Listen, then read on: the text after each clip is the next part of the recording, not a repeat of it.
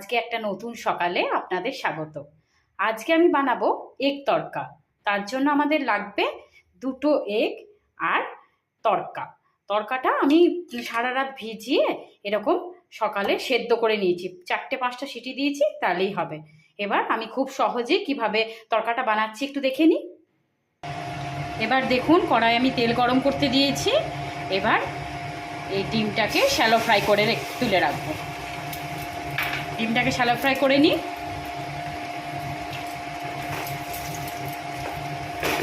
এগুলোকে shallow fry করে তুলে রেখেছি। এবার কড়াইয়ে আবার তেল দিয়েছি, তেল দিয়ে এবার শুকনো লঙ্কা ফোড়ন দিয়ে দিলাম, আর তার সাথে দিয়ে দিলাম কাঁচা পেঁয়াজ। এগুলো একটু পেঁয়াজগুলো ভাজা ভাজা করে নেব। এবার পেঁয়াজগুলো ভাজা ভাজা হয়ে এলে আমি এখন দিয়ে দেবো আদা রসুন লঙ্কা আমি পেস্ট করে রেখেছিলাম, আদা রসুন লঙ্কার পেস্টটা এর সাথে দিয়ে আমি নাড়িয়ে নেব।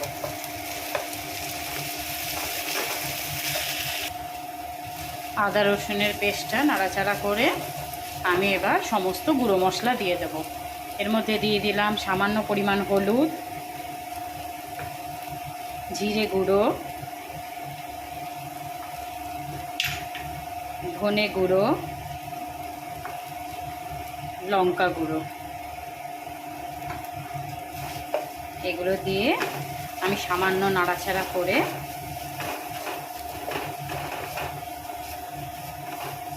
এবার সামান্য নাড়াচাড়া করে নেব। একটু ভাজা ভাজা হয়ে যাক, বেশি পোড়ালে চলবে না, একটু ভাজা ভাজা হয়ে যাক।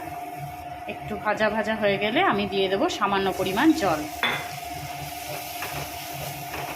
সামান্য পরিমাণ জল দিয়ে একটা ছোট্ট টমেটো দিয়ে দেবো।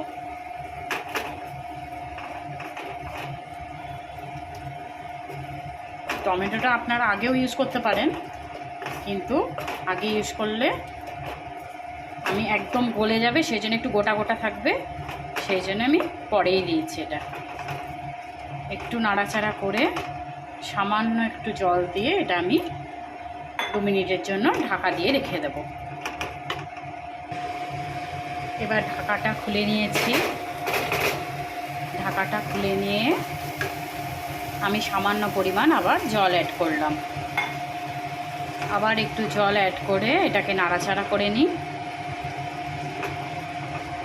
যখন মশলাগুলো একদম হয়ে গেছে তখন আমি এবার এর মধ্যে একটু নুন অ্যাড করে দেব।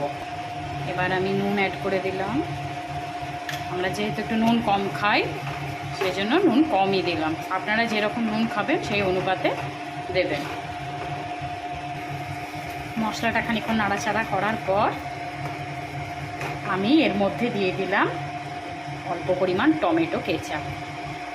একবারে দিয়ে খেয়ে দেখবেন, টমেটো কেচাপ দিয়ে তড়কা খুব সুন্দর খেতে লাগবে। অল্প নাড়াচাড়া করে আমি এর মধ্যে দিয়ে দেব ডিমগুলো, যেগুলো আমি ফ্রাই করে রেখেছিলাম আগে থেকে। এগুলো এবার 2 মিনিট নাড়াচাড়া করে নিই। দেখুন, নাড়াচাড়া করার পর মশলাটা কত ভালো লাগছে দেখতে। দেখুন কত ভালো লাগছে। মশলাটা আমাদের অলমোস্ট রেডি। এবার আমি দিয়ে দেবো যেটা আমি ডালটা সেদ্ধ করে রেখেছিলাম আগে থেকে, তড়কার ডালটা এর মধ্যে ঢেলে দিলাম।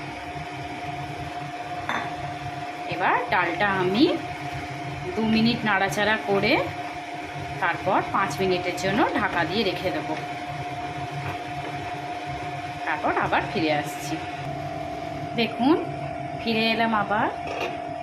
আমাদের তড়কা একদম রেডি। এবার আমি নামাবার আগে আমার কাছে একটা তড়কার মশলা ছিল, সেই মশলাটা অল্প আমি ছড়িয়ে দিলাম।